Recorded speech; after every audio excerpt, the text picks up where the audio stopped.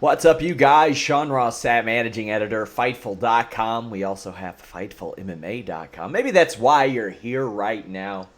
Check it out. This weekend is a big show. UFC 242. We're going to have hundreds, if not thousands, probably thousands of comments over on our live coverage. We are joined by Joe Ferraro. And Joe, let me tell you, I am excited about a Saturday afternoon pay-per-view.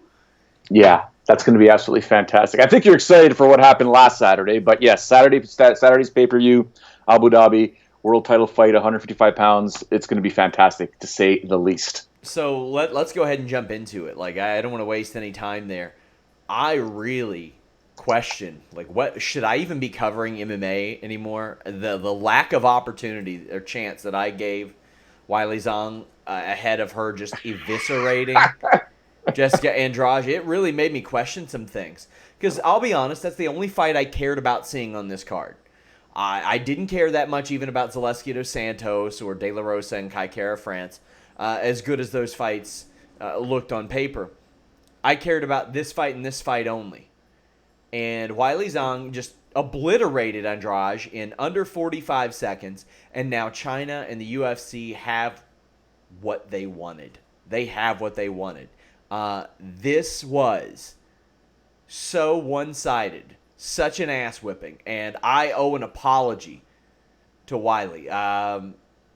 She did it, and I didn't give her much of a chance, and I should have. I should know at this point that everybody has a chance. This was unbelievable, Joe. This was everything that the UFC could have possibly wanted out of this situation. They're going back to China, that's for damn sure. I don't think you need to apologize to anybody. Most specifically, it's MMA, and you've been around this game long enough. I've been around nonstop watching this kind of stuff here that we can never not count out any fighter once they step into the cage or the ring. And this was a perfect example of an upset. Not many people predicted it, other than Zhang and her family, perhaps, and coaches and those that are close to her. But at the same time, this is MMA at its finest. This is when you realize that, I'm not going to bother watching this fight, or who cares? I'll catch up. You missed something incredible that went down live. A new champion was crowned in the women's strawweight division. Errors by Jessica Andrade, I guess, if you think about it. I mean, kudos to Zhang for landing those crisp right hands, those elbows. I understand there's conversation that, back of the head, but she went in there. She had one job to do, and it's always much more difficult to defend a title than it is to win a title. And she did a fantastic job. Like you said, the UFC has their champion in China. I mean, Dana White's now coming out saying, there's going to be a champion from the Middle East within 6 to 7 years or 7, 8 years, something of that nature. But MMA is global. It always has been global. And if you do the math in what's out there, especially in terms of population and available fighters, when it comes to, the Chinese population, there are many. There are tons. Just look at this main event and the co-main event with Jin Lang. There's quality fighters there. It's just that, Sean, you and I and most of us in the MMA bubble, the talent that we've seen up until now, or up until Saturday, wasn't eye-popping, eyebrow-raising. But now you're going to start paying attention from anyone that comes from China. Yeah, man. I was, how do I put this? Dumbstruck, maybe? Yeah. It was just unbelievable, the pain that Zhang put onto Andrade. And, a lot of people said, okay, well, maybe Andrade will face Rose Namajunas. Hear me out, Joe. and I don't know Rose personally. I'm more inclined to believe that Rose traveling to China to fight there is probably more enticing to her, based on what I've seen out of interviews and based on what I've seen from her from a character standpoint. She seems like the kind of person that would be like, China? Hell yeah, I'd love to fight in China. Because otherwise, she hasn't seemed like she was that interested in a title rematch or even fighting. And I don't know if that's where you want to put all your eggs in that basket anyway. Do I think that Weili will beat Tatiana Suarez? No, I don't. But I have been proven wrong by that woman as recently as last week. So that could happen again. Do I think that Tatiana Suarez could stop that swarm? Not necessarily, but do I think that Zhang could stop that double leg or an inside trip? No, not necessarily. Man, there's some real interest here in this division, and I'm all here for it. You got 4 names that are really, really interesting there in Suarez, Rose Namajunas, Andrade, and Zhang. Healthiest this division's been as far as top heavy in a while. I mean, because and Joanna is still around too, of course. That of course you can't just throw her name out. So you got 5 great names there. What do you think about the future, the immediate future of this division? Well, styles make fights, right? And if you're going to sit there and go toe to toe with Zhang, it's going to be a problem. She's got an amazing amount of comfort for being in the pocket and throwing the right hand, right? Like she showed zero fear against Andrade, who will take you down and slam you. Just ask Rose. So each one of these fights and all the names that you mentioned and other ones that are in the top 10 or at least top 5, they all present different opportunities for different fighters. And it makes it wonderful for guys like us, pundits, that can break it down and try and be correct when making our predictions and our assessments. I mean, a lot of these fights now, with Zhang being the champ now, so many of these options and fights have opened up different possibilities and our eyes to think, oh, what would happen in this fight or what would happen in that fight? And, you do your best to break it down on paper and verbalize it, but at the same time, they just got to step into the cage. And once they step into the cage, that's when we'll know our result. That's when we'll get our answer. And, a lot of these fights, when you look at them, you just never know. It's MMA. It doesn't matter. We can go through this lesson over and over and over again. It's almost reoccurring so many times. You get a heavy favorite going in there against a massive underdog, and the underdog's like, I don't give a crap what the odds makers or where the betting money is. I'm going to show everybody else. And that's just how it is. Zaleski dos Santos got upset as well. I didn't see that one coming. Honestly, thought that he was going to win that one. And that's a big, big win. For Zaleski dos Santos to go down to Li Jingyang, and we mentioned it was a possibility because of the style which Li fights, and with 9 seconds left in the fight, mind you. That's a big one. Kai Kara France defeating Mark De La Rosa. Maybe not a big win per se, but number 10 defeating number 14. You had Keenan Song defeating Derek Krantz. Mizuki Inoue defeating Wu Yanyan. Anthony Hernandez over Jun Young Park. Su Madaji defeated Audrey Sukumtov. Sukumtov just got owned in that fight. Like Young, we said that before heading in there. How much trust do we have in this guy? Yeah. It's Sorry, go ahead. Ibragimov got tapped out in the 3rd round. You had Ismagulov defeating Thiago Moises. That was pretty one-sided. Hailey Alatang defeated Dana Botgarel, unanimous decision. That went a little bit closer. And then Carol Rosa defeated Laura Procopia via split decision. There, as far as name value, it just wasn't there on this show. Li Jingyang and Zaleski dos Santos is one that would maybe make a pay-per-view main card if everybody was healthy. Maybe. I understand what they were doing. This was a one-person show. This was Weili Zhang and her quest to become champion, and that's okay. But if they want me to tune into these as a fan, they got to add a little bit more to this. Or they can develop new stars, which I get the feeling they were trying to do. They're trying to get some records padded here, and it didn't necessarily work. A couple of them did, but Joe, what stood out to you on this show outside of the main event? Well, I mean, I kind of figured that co-main event between Lee and Dos Santos was going to be a barn burner. I thought it was going to end much quicker. I didn't think it was going to go nearly the full distance, minus 9 seconds. I thought one of these two guys was either going to get a knockout and or Dos Santos a nice submission, maybe a rear naked choke. But, I've been singing Jing Lang's praises for quite some time. Keep an eye on him. He just seems to be, punching people out, like knocking people out. I think personally he's a fantastic fighter. Despite that loss to Jake Matthews, it was a decision. I get it. But this guy hurts people. This guy puts in a lot of power and a lot of his punches from his very first fight. When was that? Like 2014? Like he does good things, stands there and just won't go away. Very hard to defeat. He's been submitted before and he lost to Taleb via split decision.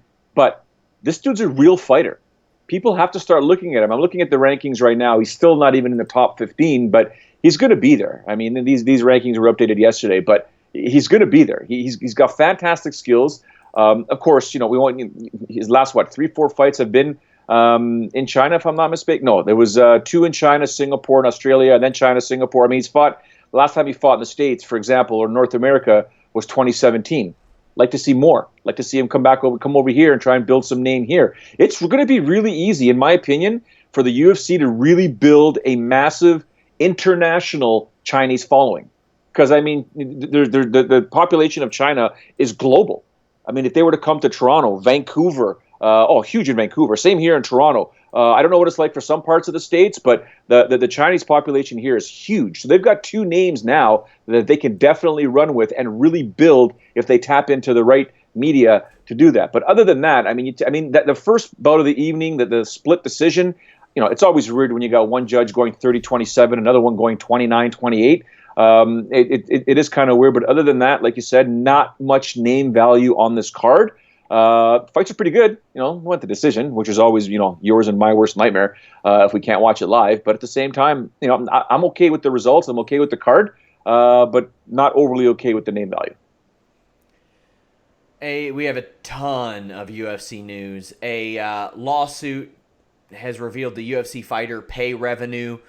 It has fallen at about 20% the last several years with estimates, but prior to that, it was like 16, 18, 19. This is low, Joe.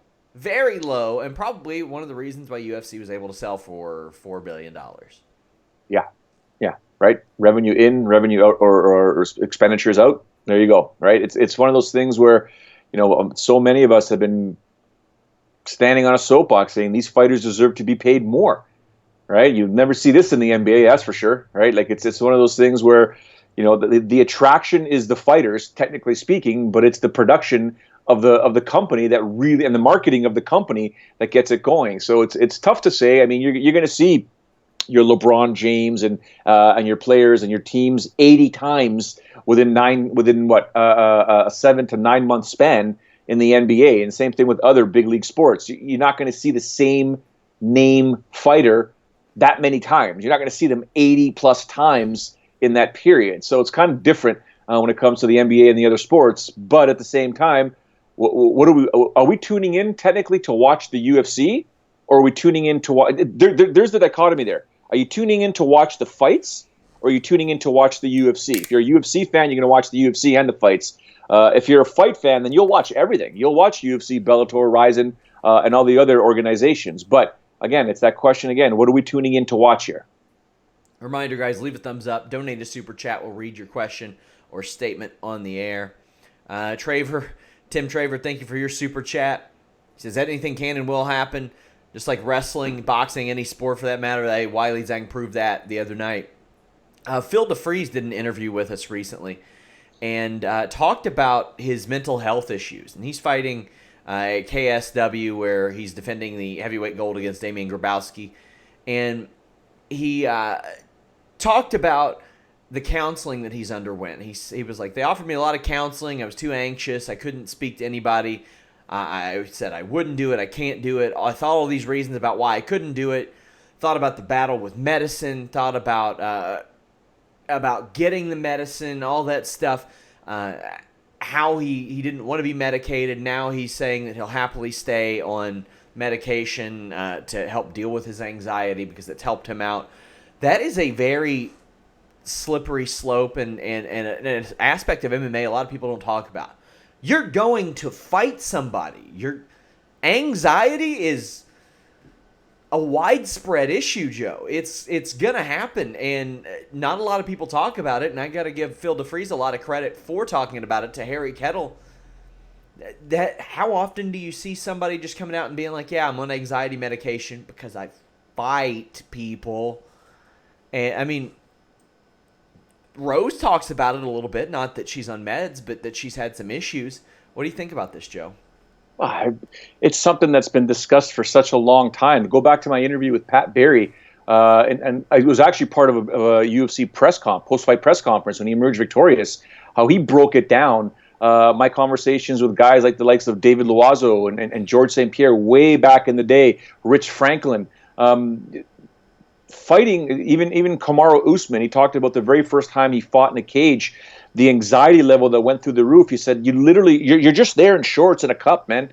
You feel naked and you're standing across. I mean, we can verbalize. It's like anything in life, right? You can describe it verbalize it. You can add your verbs and adjectives and try and make it as succinct as possible. Until you've experienced it, you'll never be able to understand it. And I'm not talking about fighting. I'm talking about anything in life that requires to be at the top of your game, no matter what type of industry you're in.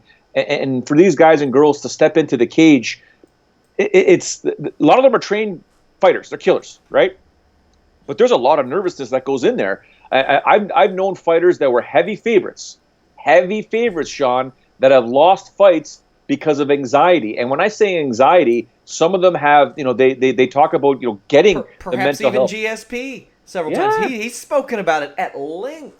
Yeah, it's not difficult. And I know a lot of fighters that have lost fights on fight night because of the anxiety level. I've talked about it on this show many, many times that, let's look at a guy's perspective sometimes. I know guys that were perfectly fine after the weigh-ins. And something happened the night before, and I find out later they got into an argument with the wife, the girlfriend, they got bad news from home. They can't unfocus on the bad news or unfocus on about to get broken up with, or, because sometimes people can't deal with that's why so many fighters are single, to be honest with you. But there's guys in fantastic relationships that have the support that they need. Guys and girls have the support from their spouse or their partner that understand. I mean, listen, this is now you got to have that singularity mindset.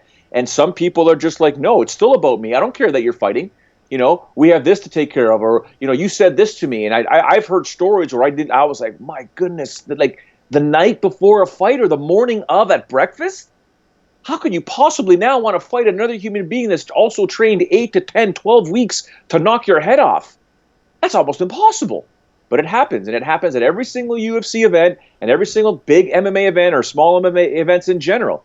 And the mental part, we've heard it before, 90% of fighting is mental, 10% is physical. And people, those are numbers that are thrown out and words that are used, but people, if they don't really grasp it and understand it, one of the running things I used to do all the time, Sean, at weigh-ins and the day of the fight, I would never make my predictions until either after the weigh-in or as soon as right before the referee said go, because I would just stare at the fighter's face and facial reactions, walking down the actual ramp or walking down the actual aisle to the cage or to the ring, just to see mentally where their head is at. Carlos Barza used to play jokes with us all the time as media members. We would sit there and we'd stare at her like, oh my God, she's not even there. Like, what's going on with her? And then she'd go out and have a fantastic fight. So it's hard to predict, but so many times, and you can see when someone's hiding something. So fighting is tough, man. Fighting is tough. No ifs, ands, or buts, and it's not just physical. I expect the fight between Kamaru Usman and Colby Covington to be tough. Kamate reports that it will happen at UFC 244 on November 2nd. I dig this. It's not like December, late December, early January. 2 months, get him in there. This fight's long overdue. I'm happy about it, Joe. How about you? It's got to happen. I'm happy for Colby that he's got the official title shot now. Kamaru's better. He's healthy. He gets to defend the title that he took away from Tyron Woodley in a dominant fashion. So let's see some almost like closure and a new beginning to this welterweight division. Let's see which guy is the unified champ. Kamaru's a champ. Let's not kid ourselves here, right? But Colby earned the right to that title shot a long time ago. Went through all that crap with ATT as well as the UFC and all that stuff there. But they've got a marketer. They've got someone that they can market very, very well here in the UFC, and Colby Covington. At the same time, he can do it himself as well. So if he gets the backing from the UFC, you've got your modern day bad guy, your modern day Chael Sonnen, your modern day heel for all you wrestling fans out there. So I think it's fantastic. And if he becomes a champ, look out. It would be crazy. It's almost like I don't want Kamaru Usman to derail this insane lunacy that is Colby Covington, because I want to see it just expand even further. But I'm sure Kamaru's going to have other ideas about that. Paige Van Zant was speaking to Ariel Helwani and said, quote, I make way more money sitting at home posting pictures on Instagram than I do fighting. With endorsement deals and everything I pull from social media, I would be at a loss taking a fight and focusing on that. That was the end of that quote. She was talking about how she's going to fight out her contract and see where she lands. I was stunned by the next statement, Joe. She says, quote, when I did my contract negotiation last time, the talk was, I can't pay you more than a female champion. And she goes, okay, but why are you comparing me to just women? All of us should be getting paid more in general. I want a significant pay raise, to be completely honest. I've been extremely accomplished outside the UFC as well as inside the UFC. 5 wins, 4 finishes, main evented twice, and I think something with those accolades should be paid more, end quote. I agree. She's a star, whether or not you want to say that she's a good, great fighter or not. She knows that she's worth more. I completely agree. And here's the thing. Even if she didn't have 2.3 million Instagram followers, I would think that. But I'm completely on Paige Van Zant's side here. Yeah, pay her more. She's not the only one, right? And she's Exactly. 100% right. She's bang on. If you start doing the math, and I had this conversation with a few friends of mine over the weekend in terms of, where I was back in the day to where I am right now, and how, my income has completely changed per se, right? And I said, you even look at some of the fighters, and one, like, for example, Paige is making boatloads of cash via Instagram, right? Boatloads of cash via her social media. You look at a guy like Elias Theodorou, who was making more money, from my understanding, was making more money from the stuff he was doing outside of the UFC than he was with the UFC. Now, the conversation you and I had back in the day, Sean, was, well, without the UFC, he wouldn't be who he is. He wouldn't have gotten the recognition that he has. So he kind of needs the UFC to continue making that money outside of it for a bit. Then you got a guy like Mikuru Asakura in Japan, who took out Yusuke Yachi, and his brother Kai took out Horiguchi at the last event. Mikuru Asakura, to my understanding, per month, okay? Yeah. Per month from YouTube gets paid $40K. What? $40K.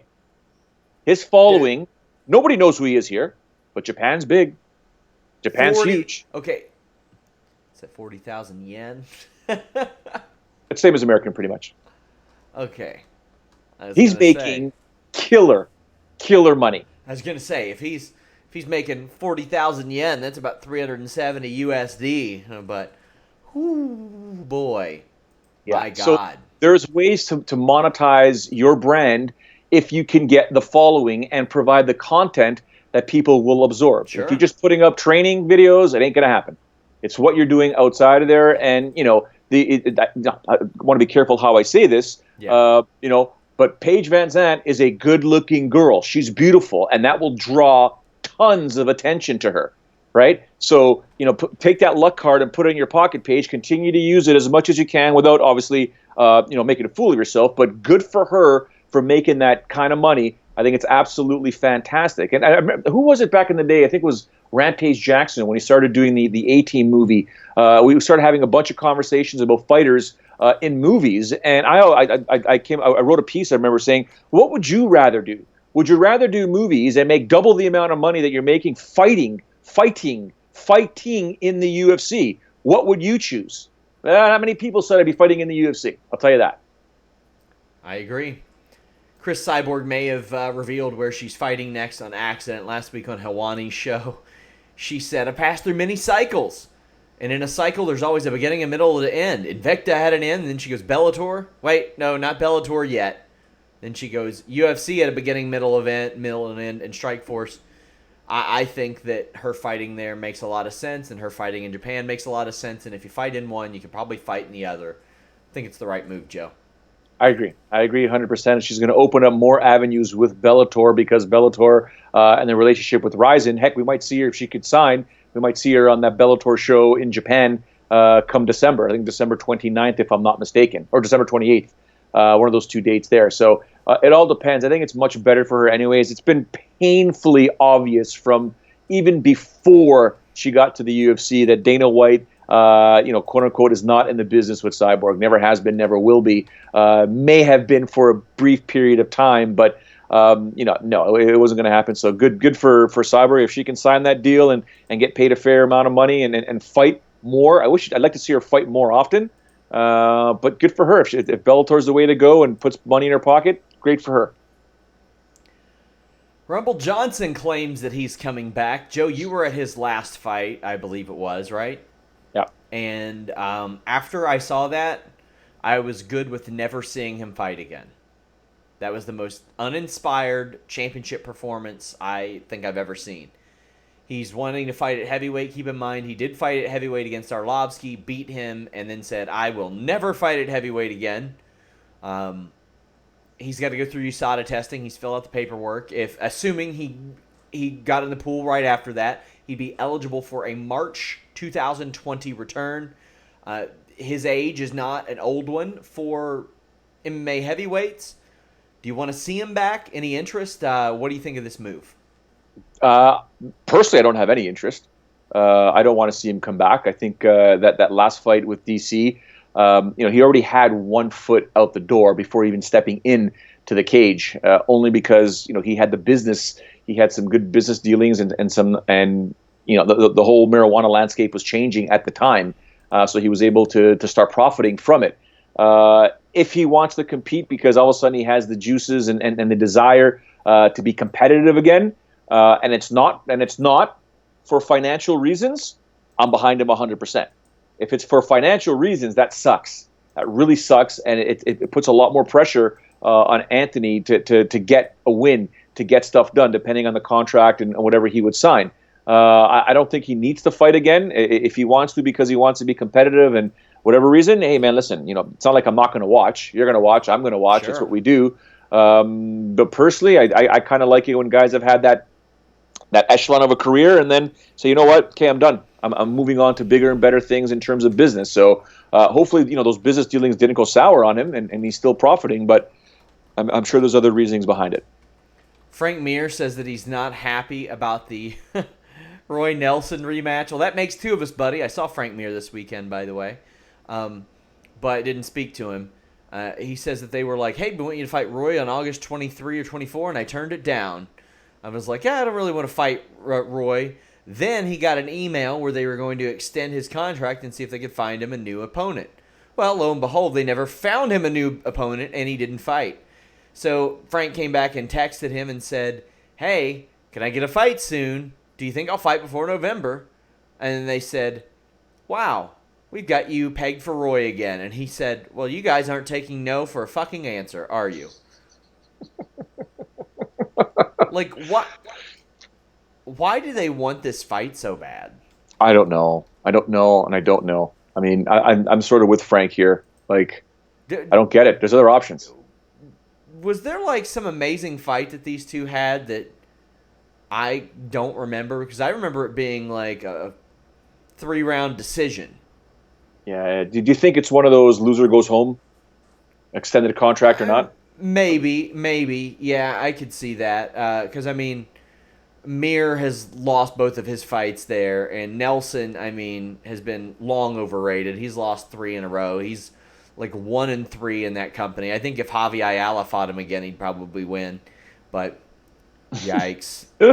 Well, it's time to play Do You Believe Dana White? Our latest edition.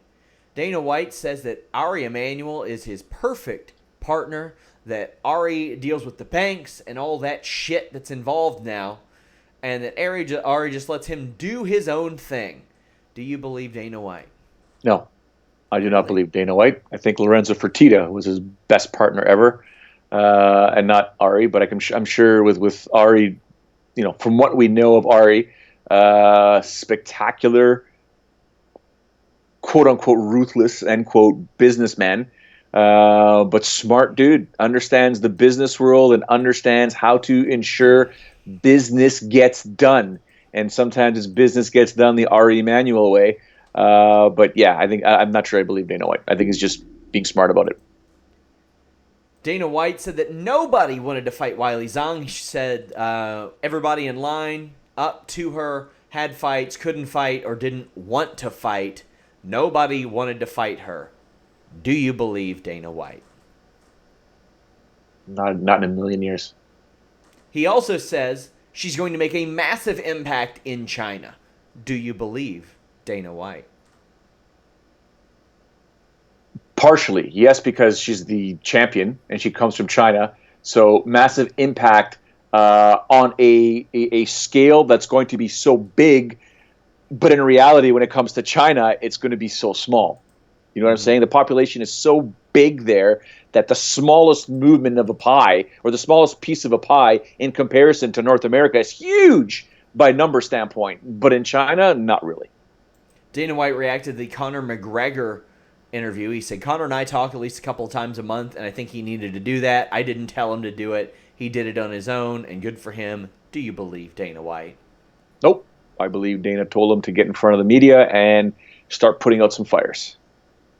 I agree as well. Around the sexual assault allegation that's levied around McGregor, he goes, I know zero about that. To be honest with you, the back and forth I've had with him about that is that it's not him, that it's somebody else, so I don't know. Do you believe Dana White?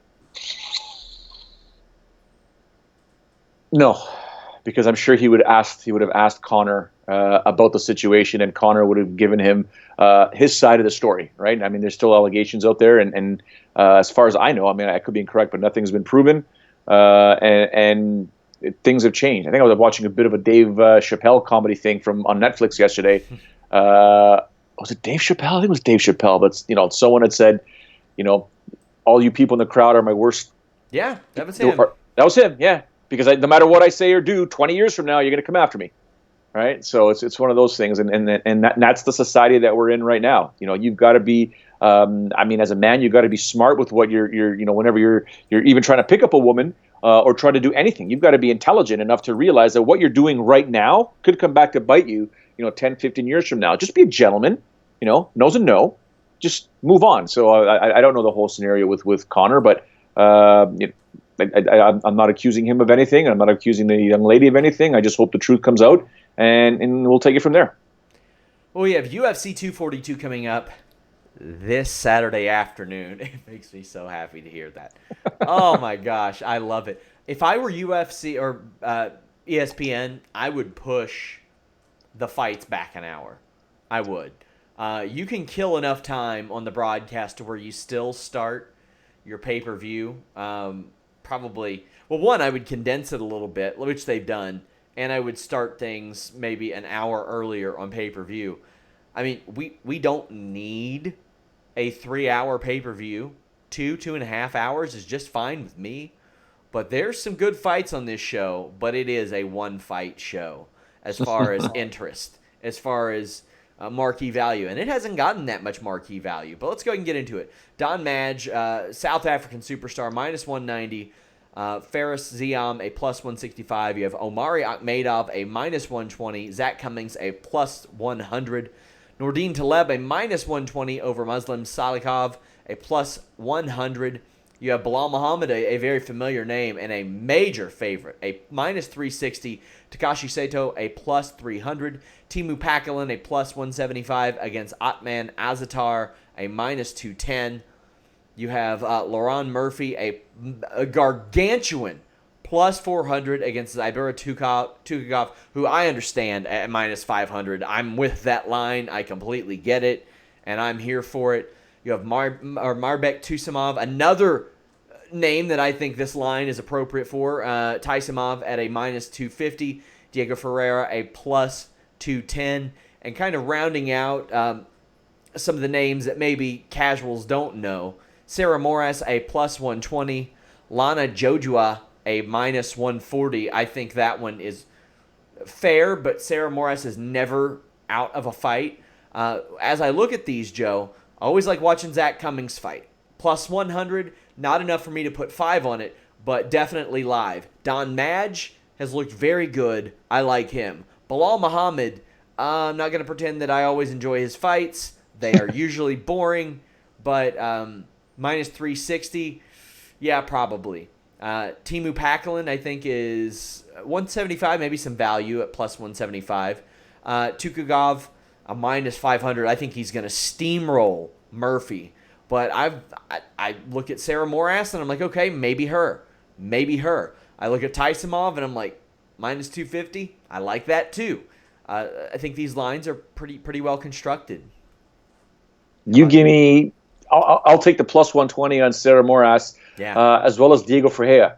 I will take that at plus 210. Okay. I don't think he's done. I really don't think he's done. I think he's still got plenty of energy and juice left in that system. Whereas Tasimov will potentially beat the brakes off him, but you never know. I mean, look what happened last weekend in China. So just throwing that out there. But other than that, I mean, I think Bilal is too much of a favorite over Takashi Sato. I mean, I might look at Sato and say, you know what, 5 on it. Why not? Plus 300. Get exceptional value out of that. Bilal's a blue collar fighter. He goes in for the finish, but he's blue collar. He's just going to grab that lunch pail, show up there with his hard hat, and just go. And Takashi Sato, I mean, even though he stuttered in Pancrase last year, he stepped into, I think it was in April when he beat Ben Saunders, and just that left cross, that was something special. I'm not convinced that he couldn't connect with that on Bilal Muhammad, so I'd probably pick him as one of my I got 5 on it. Now, there are some fights I'm real excited about. Andrea Lee, minus 230. Joanne Calderwood at plus 190. I've got 5 on Joanne Calderwood. Sure, at one point I thought Joanne Calderwood was going to have her run of this division. That didn't necessarily work out. Andrea Lee looked very good after since dealing with her personal issues with Donnie Aaron and that scumbag that's finally got caught and all that stuff. But she has looked great in the UFC. She's 3-0 there. It's crazy to think she's only had 3 fights. But Joanne Calderwood, man, I think she is still incredibly underrated. I know that she lost to Shikagian and she's not been consistent, but I think she is an excellent fighter. And when she's on, I don't think there are a whole lot of people at flyweight that are better than her. What do you think of this fight? It's a fairly large odds because, JoJo can sort of put off some magic, but I do see why Andrea Lee is a minus 230 favorite. I see why. I'm edging with Andrea Lee here. I'm leaning towards her to pull off this victory, not because of the odds, but just because that not many people agreed with her assessment from her last fight that she was going to win. Right? Yeah. It was one of those things where it was like, are we both that wrong? I remember the chat was kind of like, what are you guys talking about? And she emerged victorious. So I'm going to lean towards Andrea Lee in this fight here. I think she's a lot better than most people are giving her credit for, with the exception of the odds makers and the people that are putting down money. I understand it's Tuesday. We still have a ways to go until Saturday. These odds could sort of tighten up as we get closer. So Curtis Blades a minus 485. Shamil Abdurakhimov plus 385. Now here's the thing. I got Curtis Blades winning this 8 out of 10 times, but it is a heavyweight fight. It is a heavyweight fight between two guys who are ranked. Abdurakhimov has won 3 fights in a row. He's won 5 out of 6. 2 of his most recent wins are knockouts, and that is the story. That is the thing. Now, granted, when he's made a step up, I mean, he beat Tybura. Tyburra's all right. I don't think he's ever beaten anybody on the level of Curtis Blades, though. I think Curtis Blades is very good. Curtis Blades ain't going anywhere. I'm picking Curtis Blades to win this fight, but it's a heavyweight fight, and if somebody has proven that they have knockout power, I give them a chance. That being said, I think that Curtis Blades is going to drag Abdurakhimov down. I think he's probably going to grab wrist control, probably throw punches from the back or from a turtled position, and finish Shamil Abdurakhimov. But that line, man, gives me a little bit of hesitation, Joe. But I got all the time in the world for Curtis Blades. When James is here, he interviewed him about 12 times on the site. Like we had him on regularly. What do you think about this one? Well, he's only got 2 losses, and they're both to the same human being, Francis Ngannou. Yeah. Okay. Let me ask you a question before I give you my assessment here in terms of my prediction. In his last fight against Justin Willis, because of the hatred leading up to that fight, do you think he purposely dragged that fight on for 15 minutes? I could see it.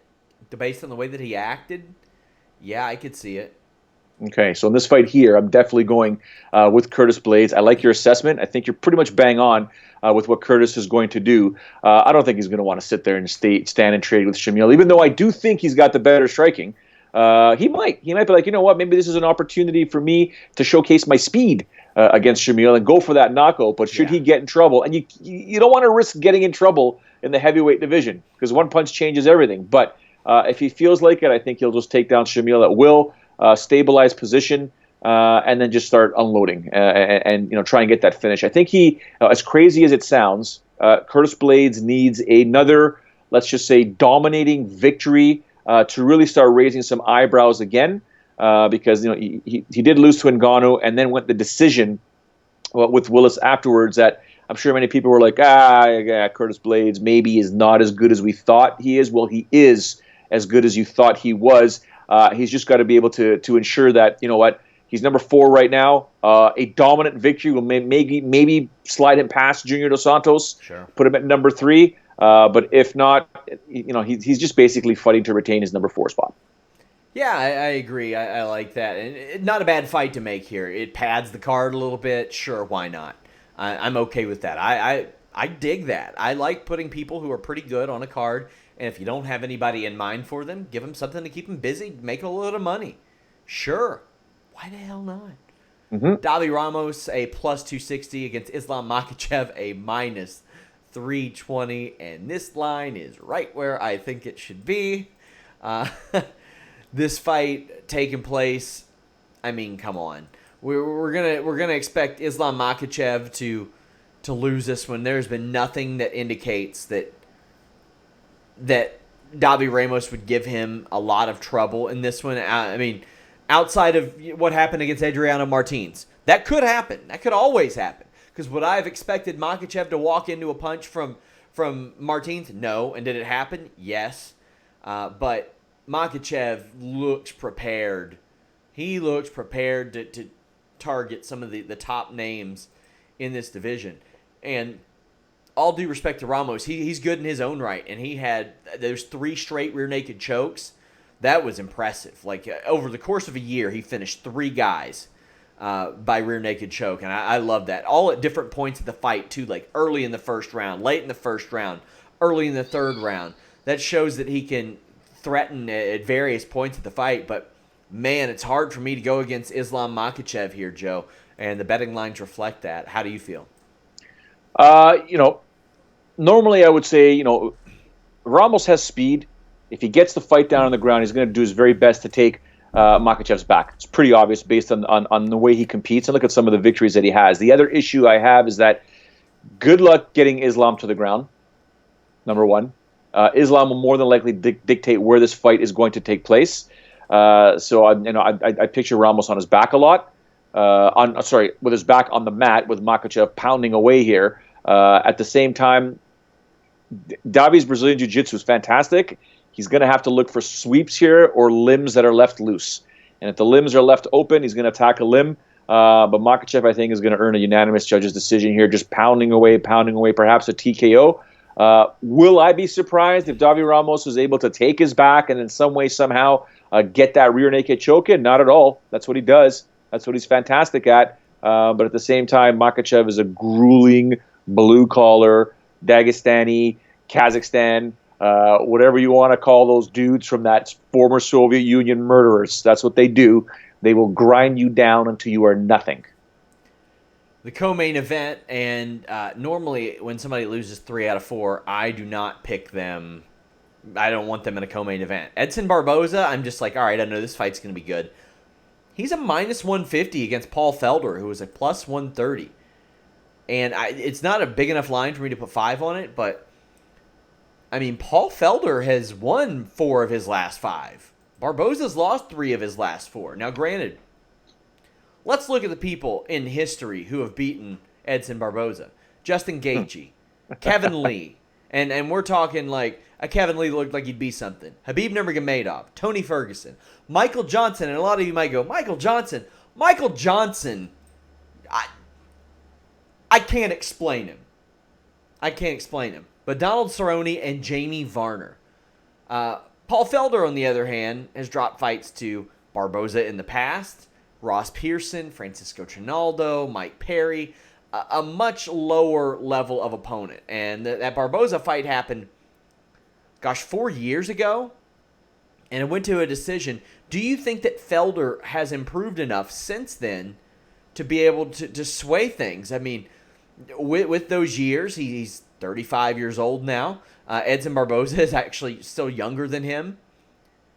I feel like Barboza probably has more cage miles, but as we've seen, that doesn't always necessarily matter. That seems to be less of a factor as we go on, unless your name is BJ Penn and you're getting knocked out by fat slobs in the street. Jesus. But how do you see this one going? It's such a hard fight to break down. Yeah. right?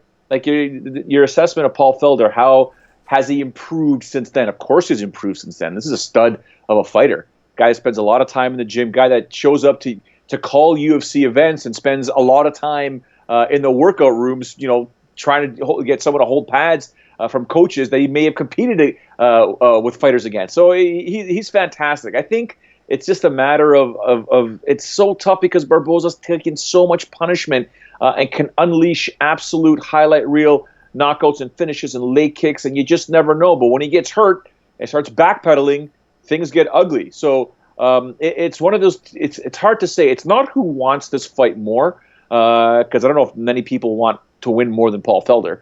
That guy there is just an absolute animal when it comes to once he steps into the octagon or in a cage in general. If he can withstand the leg kicks, and I think he can, believe it or not. I never thought I would say that about an Edson Barboza fight, but I think Paul Felder has enough Muay Thai technique to withstand those kicks unless he cannot check them. If he can't check them and Barboza ties them perfectly and he starts destroying the calf and the thigh and the hamstring, that's going to be a short night for Paul Felder. But he's taken those kicks before. He's a Muay Thai fighter as is. So, speed kills. Barboza has the speed, in my opinion. But Felder can take it. Felder can take a beating and just keep on moving forward. So it's all a matter of if Barboza can finish him early, we'll say, first to mid-second round, good for him. He'll be able to do it. If not, Felder's going to, I think, pick him apart and eventually TKO him. Yeah, I think you're spot on with that assessment. I'm real interested in this fight. This is a good fight. I do feel like it should have been third from the top. I think that something else should have been wedged in here. Some sort of contender fight should have been the co-main. Yes, of course. That's the way it should be, right? You know what it should have been? Or it should have been Tony Ferguson against Absolute Scrub. That's who it should have been. Tony Ferguson against Absolute Scrub. Tony Ferguson shows up, makes championship weight, beats the brakes off of somebody. If somebody falls out of this main event, Tony Ferguson slides right in. That's what should have happened. Both Poirier and Nurmagomedov agree Tony Ferguson should be next. Refreshing to hear that. It is embarrassing how much Tony Ferguson has been overlooked. Embarrassing. We've got a bunch of people running around in the UFC without championships that won them and never lost them. Just a gaggle of people. It's embarrassing. Yeah. But what isn't embarrassing is this main event. Khabib Nurmagomedov, he is 27-0. He is the lightweight champion. He will take on the interim champion, Dustin Poirier. Khabib a minus 450. Poirier at plus 360. And Joe, when I see that, I always think back to one thing. I think back to Khabib Nurmagomedov getting rocked. I think back to when he fought Michael Johnson almost 3 years ago. Michael Johnson, the guy that we talked about earlier, who has stood in there despite his 19-14 record, has beaten some of the best in this division. He's beaten Poirier. He's beaten Barboza. He's beaten Ferguson. Like, he's when you look at the people he's beaten, he's got almost a Hall of Fame resume. And, of course, the GOAT, Artem Lobov. But he almost put down Khabib Nurmagomedov. Now, what does Michael Johnson have to do about this? Very little. What does Michael Johnson's hand have to do about this? A whole lot. Because, dare I say, Dustin Poirier has better hands than Michael Johnson. Despite the result of their fight 3 years ago, which blows my statement out of the water, I think that Dustin Poirier has a better motor. I think he is more accurate. I think that he has as good of a chance to beat Khabib Nurmagomedov as Conor McGregor did. Now, granted, that didn't work out too well for McGregor. How do you see this fight going?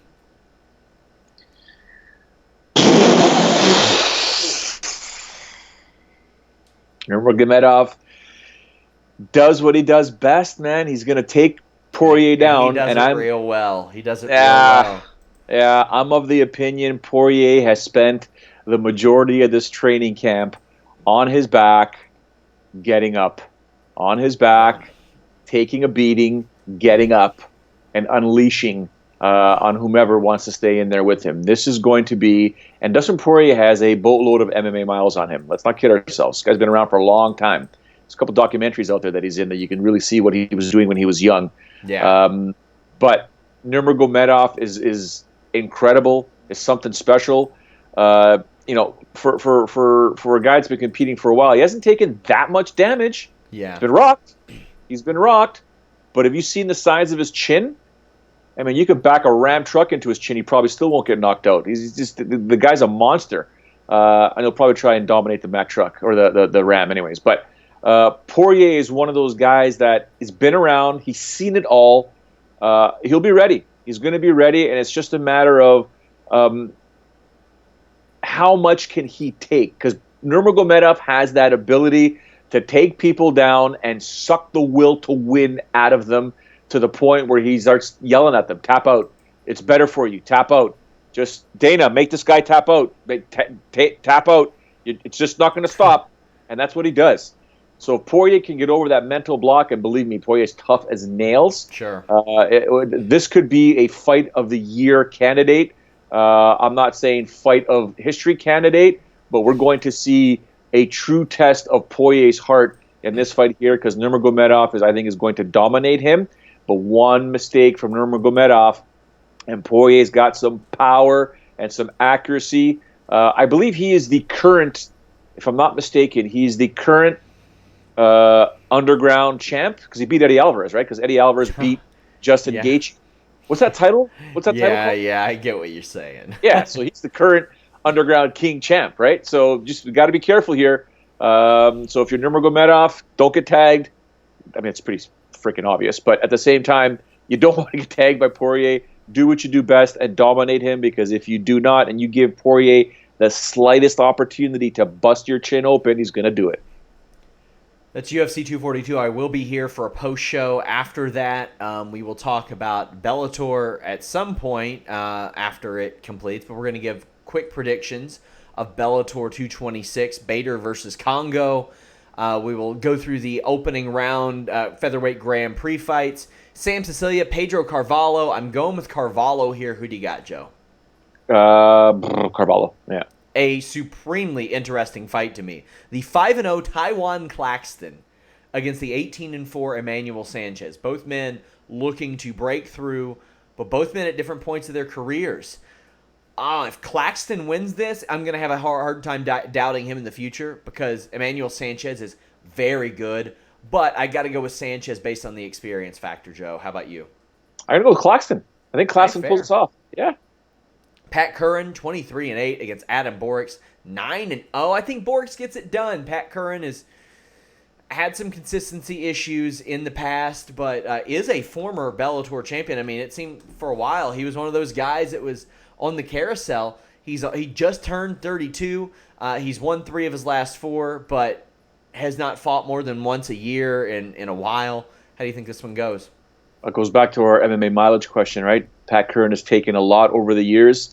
Borix is probably a guy that's going to do whatever he can and use that factor there and just do what he can to tag Curran and take advantage of that chin, because there was a time when Pat Curran, his chin was fantastic, but there's only so much the body can do, right, and so much they can take. So, but on the flip side, my gut is telling me Pat Curran, just from experience. So it's tough to say. You know what? I'll just go with Curran on this one. Up next, we have Daniel Strauss, former champion, against Derek Campos. I got to go with Strauss here. I think that he is just a higher level. He's 25-8. Campos is 19-9. I'm looking for Strauss up next. And what I don't want, however, is for this to lead to another Strauss-Curran fight afterwards. Bellator loves that stuff, Joe. But I got Strauss winning here. Trilogy bout on the horizon. I've got Strauss as well. Then the main event, it's a pretty good main event. It might not be on paper because, let's be honest, it's a Czech-Congo fight, and Ryan Bader has had this history as well. But quite frankly, Joe, Czech-Congo has never been better, ever. The man is 44 years old, and in succession, he has beaten Alexander Volkov, among other people, Tony Johnson, Javi Ayala, Timothy Johnson, Vitaly Minikov. He's on an 8-fight winning streak, Joe. That's the most of his career. He had never had beyond a 4-fight winning streak, ever. And he's taken on Ryan Bader, who is just special these days. Ryan Bader has that outstanding wrestling. He's not afraid to use his hands these days. And what we're seeing out of Ryan Bader is him going to Bellator, and now he's finished 3 of his last 4 opponents. He's beaten Fedor, Matt Mitrione, King Mo, Linton Vassell, Phil Davis. Oh, and by the way, in his UFC run, Little Nog, Elir Latifi, Rashad Evans, Phil Davis, OSP, Fei Zhao, Rampage Jackson, Vladimir Matyushenko, Keith Jardine. Like, he has beaten several generations of fighters, even though that it seems like the fighters that he's beating are stuck in the last generation, except for Phil Davis. I'm interested in your take on this fight. Ryan Bader's so overrated. Really? No, I'm kidding. I said he's defeated. He's amazing. But I was just thinking to myself, how surprised would I be when I'm sitting on my couch watching this, and all of a sudden I see a text or a tweet, from Sean Ross Sapp, and it says, "Holy shit, Czech Congo was the Bellator heavyweight champion." Right? Could you imagine? That kind of stuff wouldn't surprise me, but I'd be kind of like, oh shit, yeah, that's, what just happened here. Wolf Slayer, never die. Right? There you go.